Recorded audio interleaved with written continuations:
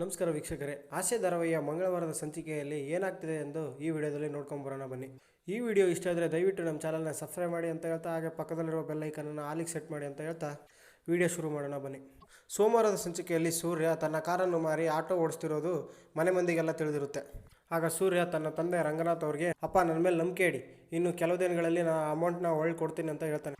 ಆದರೆ ನಾನು ಕಾರ್ ಮಾರಾಟ ಮಾಡಿರೋ ಕಾರಣ ಮಾತ್ರ ಕೇಳಬೇಡ ಅಂತ ಕೂಡ ಹೇಳ್ತಾನೆ. ಆಗ ಶಾಂತಿ, ಎಲ್ಲ ಕೇಳೋದು ಬಿಟ್ಬಿಡ್ತೀವಿ, ನಾವು ಮನೆಯವರೆಲ್ಲ ಇರೋದು ನೀನು ಹೇಳ್ದಂಗೆ ಕೇಳಿ, ನೀವು ಹೇಳ್ದಂಗೆ ಬೈಬೇಕಂತಲೇ ಇರೋದು. ಮತ್ತೆ ಮುಂದುವರೆದು, ಆ ದುಡ್ಡು ಎಲ್ಲಿಂದ ಬಂತು ಅಂತ ನಿನಗೆ ಗೊತ್ತು ತಾನೆ?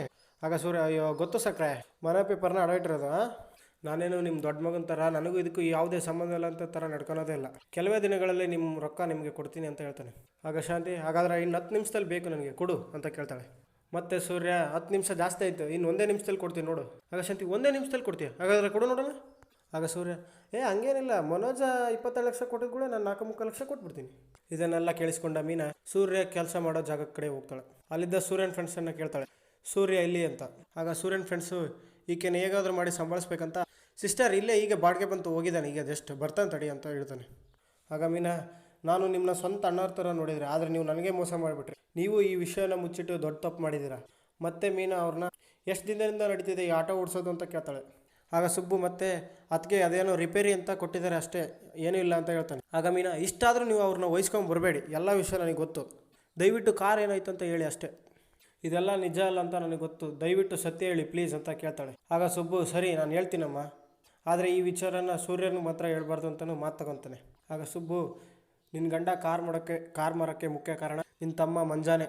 ಆಗ ಮೀನಾ ಬಹಳ ಗೊಂದಲದಿಂದ, ನನ್ನ ತಮ್ಮನ ಈ ಕಾರ್ ಮಾರೋದಕ್ಕೂ ಅವನಿಗೆ ಏನು ಸಂಬಂಧ ಅಂತ ಕೇಳ್ತಿರ್ಬೇಕಾಗ, ಇತ್ತ ರಂಗನಾಥ್ ಅವ್ರಿಗೆ ತನ್ನ ಮಗ ಸೂರ್ಯ ಕಾರ್ ಮಾರಾಟ ಮಾಡಿರೋ ವಿಚಾರನೇ ಯೋಚನೆ ಮಾಡ್ಕೊಂಡು ಕೂರ್ತಿರ್ತಾರೆ. ಸೂರ್ಯ ಕಾರ್ನ ಯಾಕೆ ಮಾರಾಟ ಮಾಡಿರ್ಬೋದು, ಅಂಥ ಅವಶ್ಯಕತೆ ಅವನಿಗೇನಿರ್ಬೋದು, ಅವನೇನಾದರೂ ಮಾಡೋದಿದ್ರೆ ನಾನು ಕೇಳೇ ಮಾಡ್ತಿದ್ದ.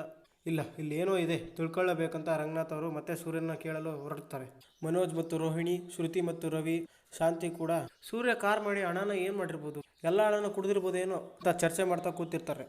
Okay, thank you friends. ಇದಿಷ್ಟು ಮಂಗಳವಾರದ ಪ್ರೋಮೋ ವಿಡಿಯೋ. ಮಂಗಳವಾರದ ಸಂಚಿಕೆಯನ್ನು ಆದಷ್ಟು ಬೇಗ ಹಾಕಲಾಗುವುದು. ದಯವಿಟ್ಟು ಇದೇ ರೀತಿ ಆಸೆ ಅಪ್ಡೇಟ್ಸ್ಗಾಗಿ ನಮ್ಮ ಚಾನಲ್ನ ಸಬ್ಸ್ಕ್ರೈಬ್ ಮಾಡಿ ಅಂತ ಹೇಳ್ತಾ, ಹಾಗೆ ಪಕ್ಕದಲ್ಲಿರುವ ಬೆಲ್ ಐಕನನ್ನು ಆಲಿಗೆ ಸೆಟ್ ಮಾಡಿ ಅಂತ ಈ ವಿಡಿಯೋ ಮುಗಿಸ್ತಾ ಇದ್ದೀನಿ. Thank you.